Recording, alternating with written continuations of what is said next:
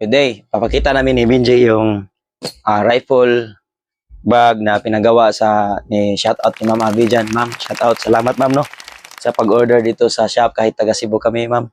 So ito yung gusto ni ma'am. Gray and siding is red. Ito yung aso namin taga-bante dito si Buddy. So ang gusto ni ma'am, kasi gusto niya mabigat kasi yung rifle ni ma'am is gusto niya may trolley ganun. So, magbiyahe si ma'am, madali lang. Ganyan, no? Okay.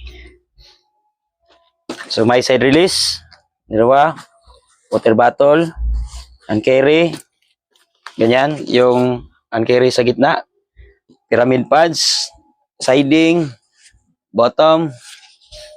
Then, may backpack. Pwede rin siya matago pag may wheels siya. Madetach lang yung wheels natin. Okay?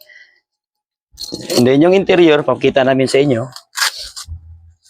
kung anong itsura ng interior sa loob. Okay? So, black, gray, red concept yung kulay sa bag. Interior is red. Ito yung renewing ni ma'am na may see-through net na lagayan.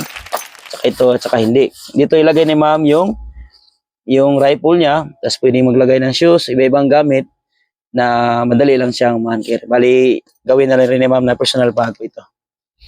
Yung mga labels, ang ginawa, siyempre meron Cebu tayo. Okay? So, parang ano lang siya. Parang freediving bag lang, maliit lang.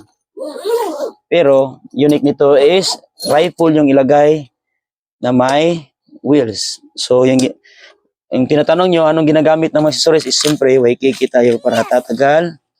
Tsaka maganda yung quality talaga pag Waikiki, tsaka branded yung gagamitin natin. So, ipakita natin Benji na may wheels talaga siya dito. Okay? Yan. So, fabricated wheels po ito. Bali, custom pa rin kami yung gumagawa nito. So, pag maghila kayo from hotel, airport, mall, ganyan lang. As easy as that. So, pwede siya apply sa keyboard, bike bag, freediving, guitar bag, pwede po siya. Okay? Ganyan. So, thank you, Ma'am Abby. Salamat sa tiwala. Keep supporting local. Tsaka, follow nyo yung UB King Gay sa TikTok, Facebook, Instagram, at saka sa may-ari. Joke lang. So, anyway, daghang salamat, Nong. Shipping mo namin. Rock and roll.